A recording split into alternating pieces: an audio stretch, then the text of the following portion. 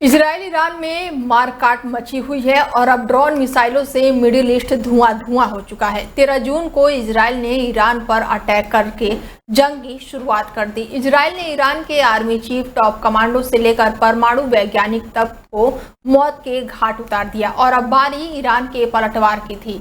Iran ने भी ऐसा दमखम दिखाया जिसके सामने इजराइल का आयरन डोम भी पानी मांगता दिखाई दिया। जी हां, इजरायली अटैक के जवाब में ईरान ने 13 जून की रात को 100 से अधिक ब्लास्टिंग मिसाइलों से हमला किया और इसके बाद तो तेल अवीव में खलबली मच गई।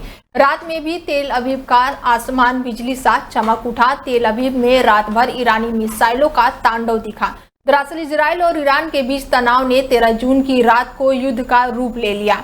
इजराइल के ऑपरेशन राइजिंग लाइन का जवाब ईरान ने ऑपरेशन 2 प्रॉमिस से दिया और इसके तहत ईरान ने तेल अवीव और यरूशलेम पर 100 से अधिक ब्लास्टिंग मिसाइलों और ड्रोन दागे। ईरानी हमले में इजराइल के world famous air defence system iron dome और इसके साथ ही ये सब बौने साबित हुए। ईरान ने इस तरह से ब्लास्टिंग मिसाइलें दागी जिसे पूरे तरह से इंटरसेप्ट करने में आयरन डोम और डेविड सिग्नल नाकाम रहा। इसके बाद से तेल अवीव के आसमान में बमबारी शुरू हो गई। ईरानी मिसाइलों ने तेल अवीव के आसमान को रात भर आतिशबाजी से भर दिया और हर जगह धमाके हो रहे थे। कोई भागो भागो चिल्ला रहा था तो कोई बचाओ बचाओ। इजराइल की राजधानी तेल अवीव में पूरी रात सायरन गूंजते रहे और लाखों नागरिक बम शेल्टरों में शरण लेने को मजबूर हुए। जिसके बाद से जिस आयरन डोम पर इजराइल दम भरता था उसे ईरानी मिसाइलों ने बड़े ही आसानी से भेद दिया। तेल अवीव का आसमान ईरानी मिसाइलों से भर गया और ऐसा लग रहा था जैसे आसमान से मिसाइलें और बमों की बरसात हो रही थी। ईरानी मिसाइलों को तेल अवीव तक आने में रोकने में आयरन डोम पूरी तरह से फेल नजर आया। तभी इजराइल को अपने लोगों को सेफ ठिकानों में भगाने को कहा गया है। शिलोंग जेल सोनम का अगला ठिकाना होगा। रिमांड के बाद सोनम यहीं जाएगी। राजा रघुवंशी हत्याकांड में अगर दोषी करार हुई तो सोनम यहां पर ताउम्र रहेगी और उसे जेल रखने की तैयारियां भी अब शुरू हो गई है। सोनम इस जेल में ऐसी दूसरी महिला कैदी होगी जो हत्या के मामले में जेल में रहेगी। हत्या के मामले में दोषी करार हो चुकी एक महिला पहले से जेल में है और सोनम 20वीं महिला कैदी होगी। सोनम को जेल वार्डन के ऑफिस के पास बनी जेल में रखा जाएगा। उसके पास से 2 सीनियर विचाराधीन महिला कैदी और रहेंगी जो उस पर निगरानी रखेंगी। सोनम पर 24 घंटे सीसीटीवी कैमरों से नजर रखी जाएगी, कहीं वो कोई गलत कदम ना उठा ले और उसकी सुरक्षा को देखते हुए ये तैयारी की जा रही है। सोनम को टीवी देखने की सुविधा और जेल के नियमों के मुताबिक घर वालों से मिलने और बात करने की भी सुविधा मिलेगी। सोनम को मिलने वालों के नाम जेल प्रशासन को देने होंगे। सोनम को जेल के नियमों के हिसाब से नाश्ता, लंच और डिनर मिलेगा और उसे जेल में बाकी महिला कैदियों के साथ सिलाई और स्किल डेवलपमेंट से जुड़े दूसरे काम भी करने होंगे। राजा रघुवंशी हत्याकांड में एक और चौंकाने वाला खुलासा अब सामने आया है। सोनम रघुवंशी ने राजा पर 1-2 नहीं बल्कि 4 बार हमले किए। पहले 3 बार के प्रयास राजा बच गया, लेकिन चौथे प्रयास से सोनम रघुवंशी और उसका साथी कामयाब हो गए। पुलिस ने खुलासा किया है कि सोनम रघुवंशी समेत अन्य आरोपियों ने पहले भी 3 जगहों पर राजा की हत्या की कोशिश की थी, लेकिन किसी न किसी कारण से वो अपराध को अंजाम नहीं दे पा रहे थे। इसके साथ ही सुपरिटेंडेंट ऑफ पुलिस विवेक सायमा ने एक प्रेस कॉन्फ्रेंस के दौरान ये बड़ा खुलासा किया। उन्होंने कहा कि राजा रघुवंशी की हत्या असल में चौथे प्रयास में हुई है। जेल प्रशासन के मुताबिक सोनम पर 24 घंटे हालांकि जेल में निगरानी रखी जाएगी और वो कोई भी गलत ना कदम उठा ले, इसके लिए भी तैयारियां पूरी की जा रही है। शिलोंग के एसपी ने बताया कि सोनम से पूछताछ में पता चला कि घर वालों ने सोनम की शादी जबरदस्ती की थी और इसके बाद से उसे राजा की हत्या कर दी और इस हत्या में राज कुशवाहा मास्टरमाइंड रहा है और सोनम उसकी पार्टनर रही है। पूछताछ में पता चला है कि राजा की हत्या की प्लानिंग शादी से 11 दिन पहले हुई थी और हत्या करने के बाद से वो सीधे इंदौर आ गई थी और 25 मई से 8 जून तक इंदौर में रही और 2 जून को जब राजा का शव मिला और उसका अंतिम संस्कार वाले दिन भी वो इंदौर में ही थी। दिल्ली के लिए नई आबकारी नीति तय करने के वास्ते सीएम रेखा गुप्ता सरकार ने कैबिनेट बनाने का बड़ा फैसला किया है। खास बात यह है कि दिल्ली की नई शराब नीति में सामाजिक सुरक्षा को सबसे ज्यादा प्राथमिकता दी जाएगी। दिल्ली की नई आबकारी नीति तय करने के लिए मुख्य सचिव की अध्यक्षता में बनने वाली कमेटी सभी पक्षों से बातचीत करेगी और इसके अलावा अन्य राज्यों की आबकारी नीति को भी देखा जाएगा। नई शराब नीति बनने से पहले कमेटी दिल्ली से पहले लागू सभी आबकारी नीतियों की भी समीक्षा करेगी। आबकारी विभाग का कहना है कि वो इस उच्च स्तरीय कमेटी का सहयोग दें और सीएम रेखा गुप्ता ने शुक्रवार को नई आबकारी नीति तैयार किए जाने के बारे में जानकारी दी। सीएम रेखा गुप्ता ने मीडिया को बताया कि नई आबकारी नीति इस तरह की होगी कि इसका असर समाज पर गलत असर ना डाले, साथ ही समाज के कमजोर तबके की सुरक्षा, स्वास्थ्य और शांति व्यवस्था को भी नुकसान ना पहुंचाए। रेखा गुप्ता के मुताबिक मुख्य सचिव की अध्यक्षता वाली कमेटी अपनी सिफारिश सरकार को देगी और जिसके बाद से नई आबकारी नीति पर कैबिनेट में फैसला होगा। सीएम रेखा गुप्ता ने बताया कि दिल्ली में ऐसी आबकारी नीति यानी कि शराब नीति बनाई जाएगी ताकि किसी भी स्तर पर भ्रष्टाचार ना किया जा सके। दिल्ली की आबकारी नीति में राजस्व में बढ़ोतरी, अवैध शराब बनाने पर रोक और साथ ही इस पर जोर दिया जाएगा। दिल्ली की सीएम रेखा गुप्ता ने आम आदमी पार्टी की बनाई आबकारी नीति की आलोचना की और कहा कि उनके जरिए कुछ खास कंपनियों को लाभ दिया गया और दिल्ली सरकार के राजस्व को नुकसान हुआ। उन्होंने कहा कि आम आदमी पार्टी सरकार की आबकारी नीति भ्रष्टाचार से भरपूर, पक्षपात वाली और आम लोगों के हित के खिलाफ है। रेखा गुप्ता ने कहा है कि पिछली सरकार की आबकारी नीति कानून के वो खिलाफ थी। बता दें कि आम आदमी पार्टी की सरकार के दौरान वो दिल्ली के लिए नई शराब नीति बनाई गई थी जिसके भ्रष्टाचार का आरोप लगाया गया था। नतीजन में सीएम अरविंद केजरीवाल और डिप्टी सीएम मनीष सिसोदिया और राज्यसभा सांसद संजय सिंह समेत तमाम आरोपियों को ईडी ने जेल भेजा था और उस शराब नीति की सीबीआई जांच भी हुई थी। फिलहाल सभी आरोपी जमानत पर हैं। करिश्मा कपूर के एक्स हस्बैंड और जाने माने बिजनेसमैन संजय कपूर का गुरुवार को लंदन में निधन हो गया। मीडिया रिपोर्ट के मुताबिक पोलो मैच के दौरान उन्हें दिल का दौरा आया और मौके पर ही उन्होंने दम तोड़ दिया।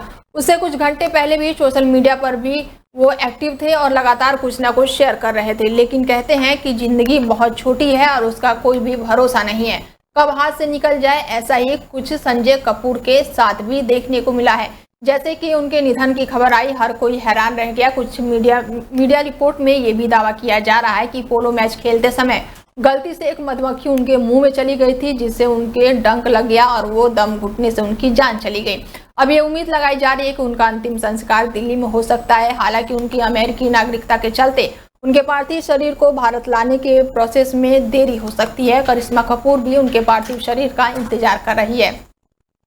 उनके ससुर अशोक सचदेवा ने एक मीडिया हाउस से बातचीत में कहा है कि फिलहाल पोस्टमार्टम चल रहा है और सारे दस्तावेज पूरे होने के बाद ही पार्थिव शरीर भारत भेजा जाएगा। संजय कपूर भारत के बिजनेसमैन, स्पोर्ट वर्ल्ड में एक जाने माने नाम थे। उन्होंने मोटर स्पोर्ट और साथ ही पोलो का बहुत शौक था। उन्होंने साल 2003 में करिश्मा कपूर से शादी की थी। दोनों के 2 बच्चे हैं, बेटी साइमान और साथ ही बेटा यान। 2014 में करिश्मा और संजय अलग हो गए थे और 2016 में दोनों का ऑफिशियल तलाक भी हो गया था। करिश्मा से अलग होने के बाद से संजय ने तीसरी शादी की थी। उन्होंने मॉडल और प्रिया सचदेवा से शादी की। दोनों की मुलाकात न्यूयॉर्क में हुई थी और करीब 5 साल तक एक दूसरे को डेट करने के बाद उन्होंने दिल्ली में एक प्राइवेट सेरेमनी में शादी की थी। दोनों का एक बेटा भी है जिसका नाम अजरियास कपूर है। संजय ने मौत से कुछ घंटे पहले ही अहमदाबाद में हुए एयर इंडियन क्रैश पर दुख भी जताया था। धीरे धीरे ही सही दुनिया एक और युद्ध में प्रवेश कर रही है। इस बार भी युद्ध का केंद्र बिंदु मिडिल ईस्ट ही है। इजराइल और ईरान में संघर्ष शुरू हो गया है और इसी बीच इजरायली प्रधानमंत्री बेंजामिन नेतन्याहू ने चेतावनी देते हुए कहा है कि सैन्य अभियान यही नहीं रुकेगा, आगे और भी बड़ा हमला होगा। उन्होंने दावा किया है कि बीते 24 घंटे में इजरायली हमले में ईरान के टॉप सैन्य अधिकारी, परमाणु वैज्ञानिक और ब्लास्टिक मिसाइलों का बड़ा हिस्सा तबाह कर दिया जाएगा और इसके बाद से ईरान ने भी पलटवार किया और अमेरिका को भी खरी खोटी सुना दी है। असल में नेतन्याहू ने इजरायली जनता को संबोधित करते हुए कहा कि अब समय आ गया है कि ईरानी नागरिक इस दमनकारी शासन के खिलाफ खड़े हों। उन्होंने इस अभियान का उनका उद्देश्य इजराइल को परमाणु और मिसाइल हमलों से मुक्ति करना है। यह तब हुआ जब पलटवार करते हुए ईरान ने इजराइल पर ब्लास्टिक मिसाइलों और ड्रोन से बड़ा हमला किया। इसके बाद ही हमले के जवाब में इजराइल ने दोबारा ईरान के 200 से ज्यादा सैन्य और परमाणु ठिकानों पर एयर स्ट्राइक की।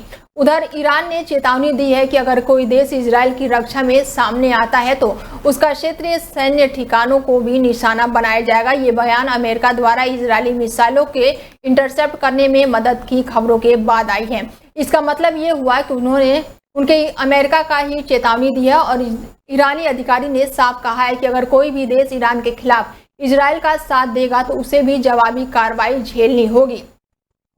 इधर संयुक्त राष्ट्र सुरक्षा परिषद की आपात बैठक में अमेरिका ने स्पष्ट किया है कि इजराइल की कार्रवाई आत्मरक्षा में थी और अमेरिका हमलों में शामिल नहीं था। अमेरिकी प्रतिनिधित्व ने कहा है कि अमेरिका की प्राथमिकता अपने नागरिकों और सैन्य अड्डों को सुरक्षा करना है।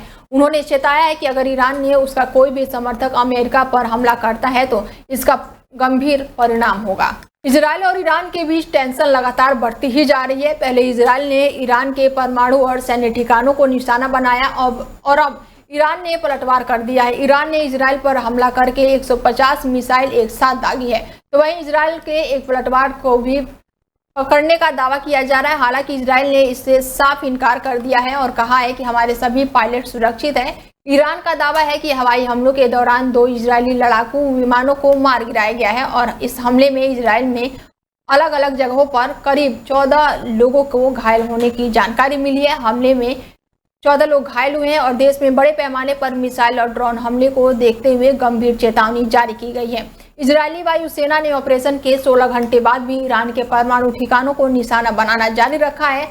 ईरान ने हवाई हमले का बदला लेते हुए इजराइल की तरफ से सैकड़ों ब्लास्टिंग मिसाइलें एक साथ दागी हैं।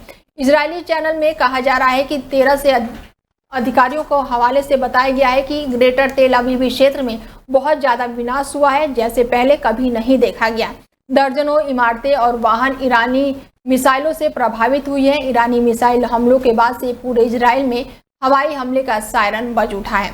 इसके साथ ही यहां पर बहुत ही बड़ा विस्फोट भी सुनाई दिया है। इजरायली टीवी स्टेशन पे मिसाइल हमलों के बाद से तेल अवीव में धुएं के गुब्बार उड़ते हुए दिखाई दिए हैं और इसके बाद से यहां पर काफी नुकसान हुआ है। हालांकि सेना का कहना है कि दर्जनों मिसाइल दागी गई है। ईरान के सुप्रीमो लीडर खामेनेई ने कहा है कि हमले के लिए इजराइल को सजा दिए बिना नहीं छोड़ा जाएगा। हमारी सेनाएं इसके लिए बड़ी ही मुश्किल से खड़ी हैं। बिस्मिल्लाहिर्रहमानिर्रहीम। अर्ज सलाम दارم به ملت عزیز و بزرگ کشورمون. شهادت سرداران و دانشمندان عزیز که البته برای همه سنگین است و تعدادی از مردم غیر نظامی رو به ملت ایران به خانواده های اونها تبریک و تسلیت عرض میکنم. امیدواریم انشاءالله خدای متعال درجات اونها رو عالی کنه و ارواح طیبشون رو مشمول لطف ویژه خودش قرار بده.